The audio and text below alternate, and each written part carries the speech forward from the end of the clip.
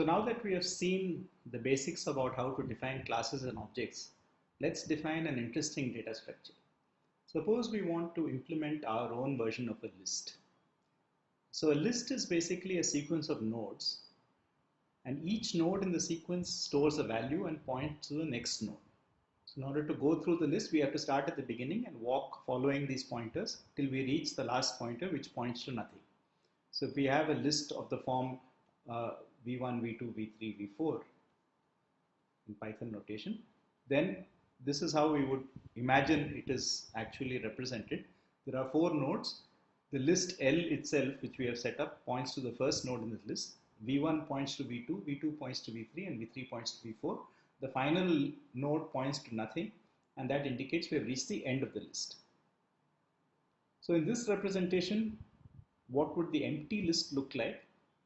Well, it's natural to assume that the empty list will consist of a single node which has both the value and the next node pointer set to none. Whereas, for instance, a singleton would be a single node in which we have the value v1 and the next set to none. So this is the convention that we shall follow for our representation of a list. So notice that unless we have an empty list with a single node none, none, no other node in a list can have value none. Right? So this is something that we will implicitly assume and use, that checking for the value none will tell us it's an empty list, and we will never find a none in the middle of a list. So we distinguish between a singleton and an empty list purely based on the value. Both of them consist of a single node. Now the reason that we have to do this is because actually Python doesn't allow us to create an empty list.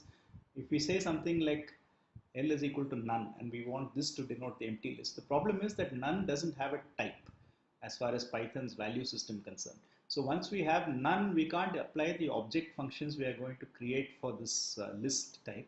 So we need to create something which is empty of the correct type. So we need to create at least one node, and that's why we need to use this kind of a representation in order to denote an empty list.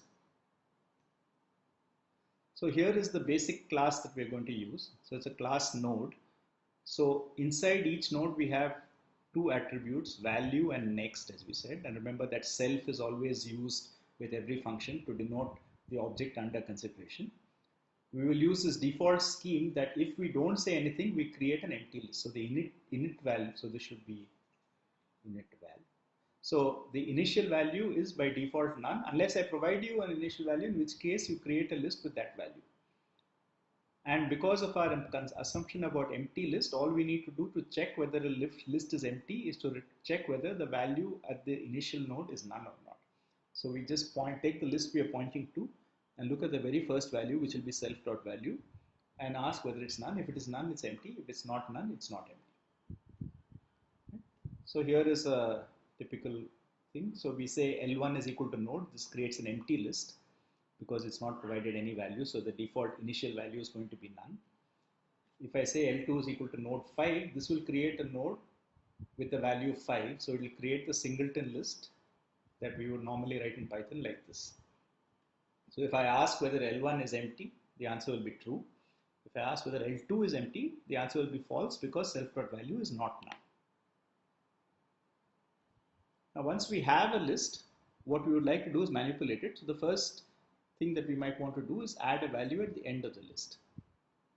So if the list is already empty, then we have a single node which has value none, and we want to make it a singleton node, a singleton list with value v. So we want to go from this to this. Right? So remember that in a singleton node, we just have, instead of none, we have the value v over here. So that's all we need to do. We need to just replace the none by v.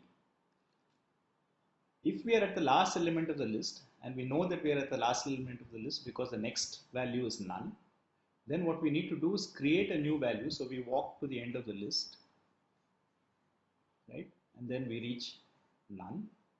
So now we create a new element here with the value v, and we make this element point to it. So we create a new element, the node v, and set the next field of the last node to point to the new node. And if this is not the last value, then, well, we can just recursively say to the rest of the list, treat this as a new list starting at the next element take the next element and recursively append v to that. So this gives us a very simple recursive definition of append. So we take append and we want to append v to this list. So if it is empty, then we just set the value to v. So this just converts the single node with value none to the single node with value v. Otherwise, if we are at the last node, that is self.next is none, then we create a new node with the value v and we set our next pointer to create a new node. Remember, when we create a new node, the new node automatically is created by our init function with the next none. So we would now create a new node which looks like v and none, and we will set our next pointer to point to it. And the final thing is that if it is not none, then we have something else after us. So we go to that next element self.next, and with respect to that next element, we reapply the append function with the value v. So this is the recursive call. So we have been abundantly careful in making sure that this is parsable. So we have put this bracket saying that we take the object self.next and apply append to that. Actually, Python will do this correctly, so we need not actually put the bracket. So we can just write self.next.append v, and Python will correctly bracket this as self.next.append. So this dot is taken from the right. Now, instead of recursively going to the end of the list, we can also scan the end of the list till the end iteratively. So we can write a loop which keeps traversing these pointers until we reach a node whose next is none. So if the list is empty as before, we replace the value none by v. Otherwise, we scan the list till we reach the last element. And then once we reach the last element, as in the earlier case, we create a new node and make the last element point to it. So this gives us an append which is iterative. So we call it append I just to indicate it's iterative. So the first part is the same. If the current list is empty, then we just set the value to be v and we return. Otherwise, we now want to walk down the list, right? So we set up a temporary pointer to point to the current node that we are at, and so long as the next is none, we keep shifting temp to the next value. So we just write a loop which says while temp.next is not none, just keep going from temp to temp.next. So we just keep shifting temp. Finally, when we come out of this loop at this point, okay, we know that temp.next is none. Okay, so this is the condition under which we exit the loop. So we have reached the node temp is now pointing to the last node in the current list. At this point, we do exactly what we did in the recursive case. We create a new node with the value v, and we make this last node point to this new node. So we reset next of temp from none to the new node. So what if we don't want to append but we want to insert? Now it looks normally that insert should be easier than append, but actually insert is a bit tricky. So by insert we mean that we want to put a value at the beginning. So we want to put a node here which has v and make this point here. So this is what we want to do.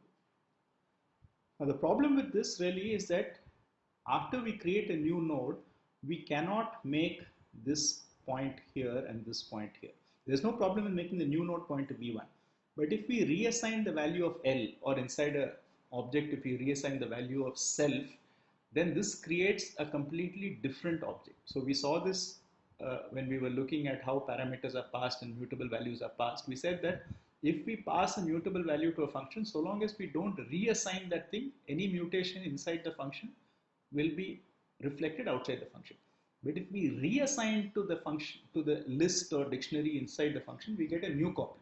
And then after that, any change we make is off. So same way, if we reassign L or self to point to a new node, then we will lose the connection between the parameter we pass to the function and the parameter we get back. So we must be careful not to make L point to this thing. So we cannot change where L points to. So how do we get around this problem? We have created a new node, we want to make L point to it, but we are not allowed to do so, because if we do so, then Python will disconnect the new L from the old L.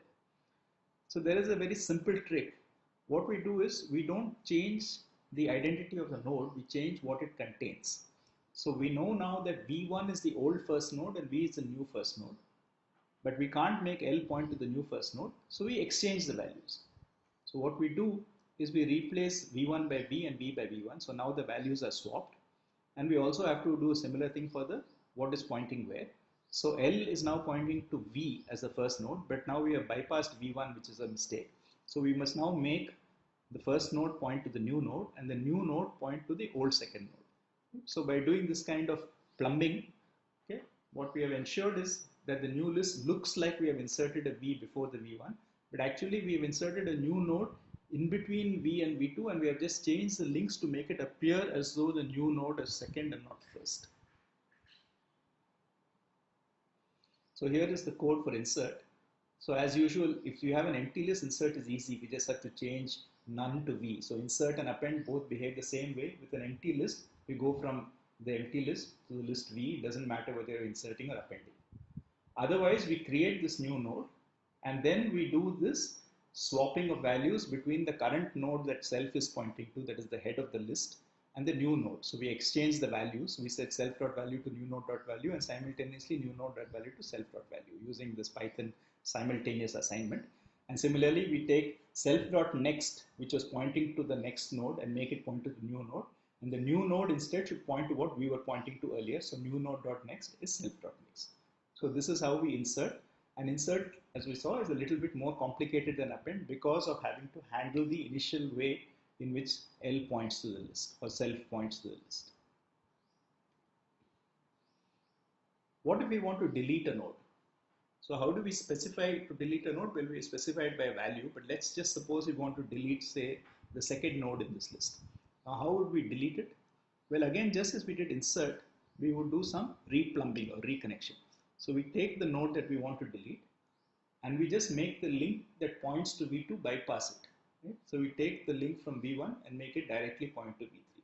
So in essence, all the delete requires us to do is to reassign the pointer from before the deleted node to the pointer after the deleted node. It actually does not physically remove that object from memory, but it just makes it inaccessible from the link L. So we provide a value V and we want to remove the first occurrence of V.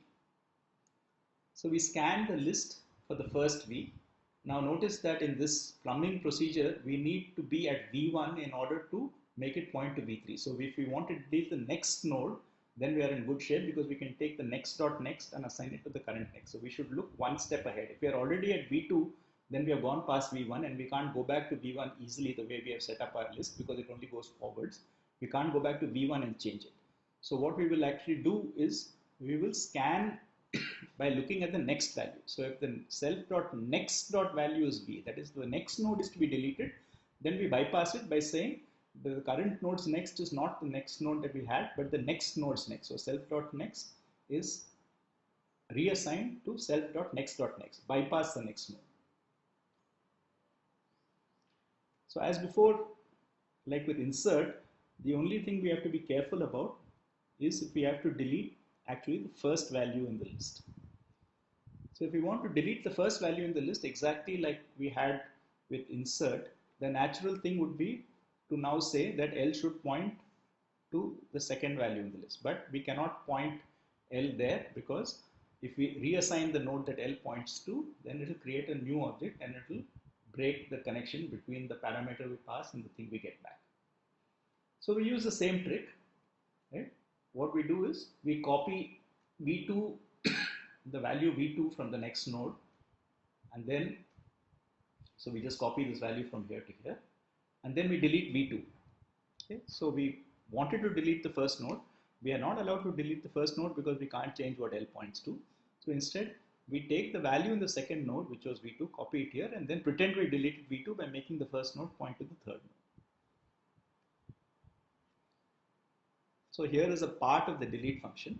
So first of all, if we were looking for V, right, and then we don't find it, so sorry, in this code it's called X, so this is deleting value X if you want, right? If we say that the list is empty, then obviously we can't delete it because delete says if there is a value of this a node with value X, then delete it. Okay? So if it is empty, we do nothing. Otherwise, if the self.value is X, the first node is to be deleted. Okay?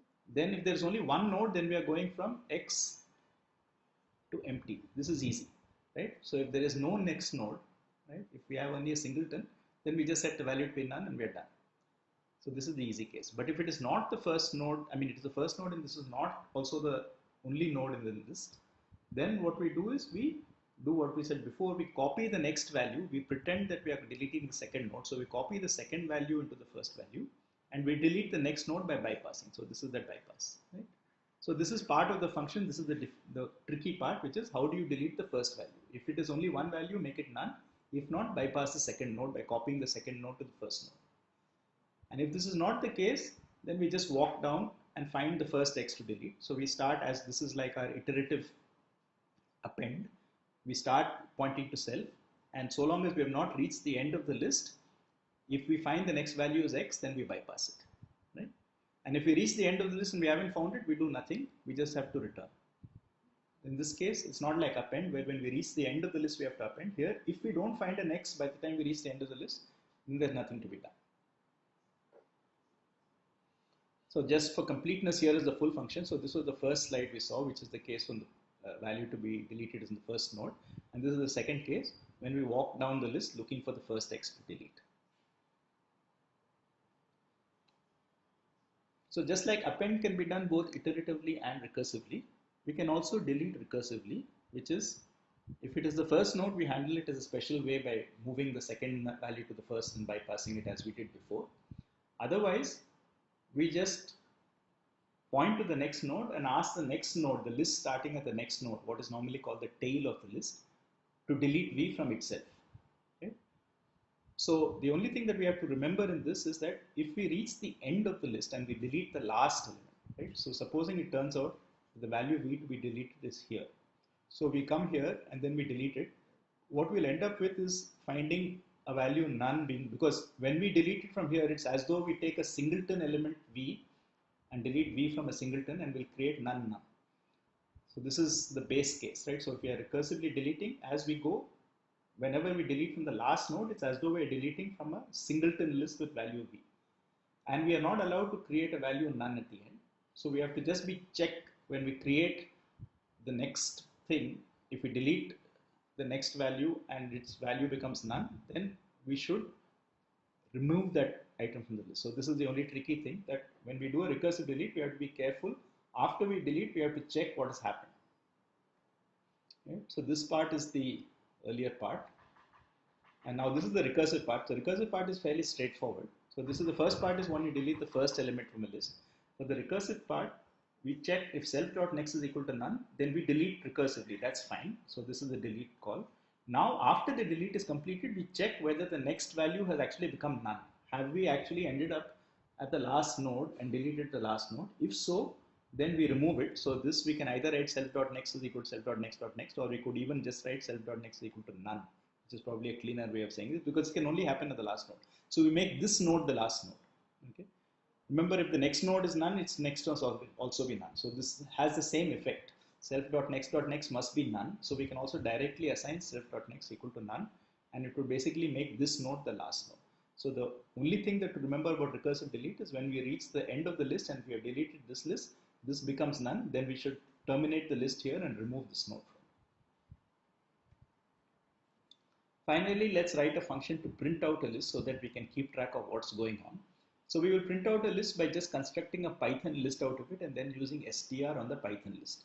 So we want to create a Python list from the values in our list. So we first initialize our list that we are going to produce with the empty list. If our list, the node itself has nothing, then we return the string value of the empty list. Otherwise, we walk down the list and we keep adding each value using the append function, right? So we keep appending each value that we have stored in each node, building up a Python list in this process, and finally we return whatever is the string value of that list. So let's look at some Python code and see how this actually works. So here we have code which exactly reflects what we did in the slides. We have chosen to use the recursive versions for both append and delete. So we start with this initialization, which sets the initial value to be none by default, or otherwise v as the argument provided. Then isEmpty just checks whether self.value is none. We had written more compact form in the slide by saying just return self.value equal to none, but we have expanded it out as an if statement here. Now this is the append function, right? So append just checks, right? If the current node is empty, then it puts it here. Otherwise, it creates a new node. If we have reached the last node, it creates a new node and makes the last node point to the new node. Otherwise, it recursively appends. Right? Then we have this insert function here. So this insert function, again, if it is empty, then it just creates a singleton list. Otherwise, it creates a new node and exchanges the first node and the new node. Right? So this particular thing here is the place where we create this, swap the pointer so that what self points to doesn't change, but rather we create a reordering of the new node and the first node. So the new node becomes the second node, and the first node now has the value that we just added. And finally, we can come down to the recursive delete. Okay, so the recursive deletes again says that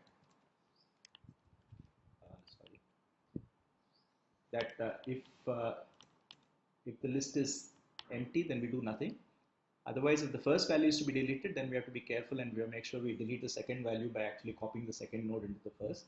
And finally, if that is not the case, then this will recursively delete. But then when we finish the delete, we have to delete a spurious empty node at the end of the list in case we have accidentally created it. So these two lines here, just make sure that we don't leave a spurious empty node at the end of the list. And finally, we have this str function, which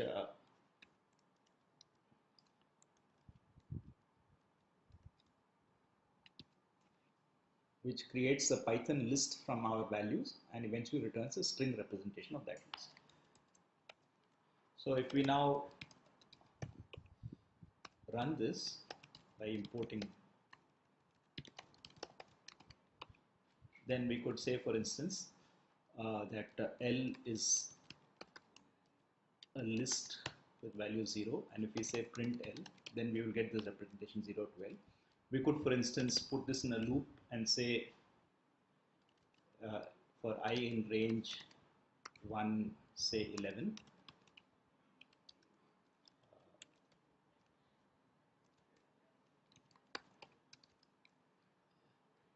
L dot append I. Okay, and then if we at this point print L, then we get 0 to 10 as before. Now we say L dot delete 4, for instance, and we print L, then 4 is gone, and so on. Right? If we say L dot insert 12 and print L, then 12 is the beginning. Right? So you can check that this works. Notice that we are getting this empty bracket. This is the return value. So when we wrote this return, we wrote with the empty argument, and then we get this empty tuple. You can just write a return with nothing, and then it won't display this funny return value. But what is actually important is that the internal representation of our list is correctly changing with the functions that we have written.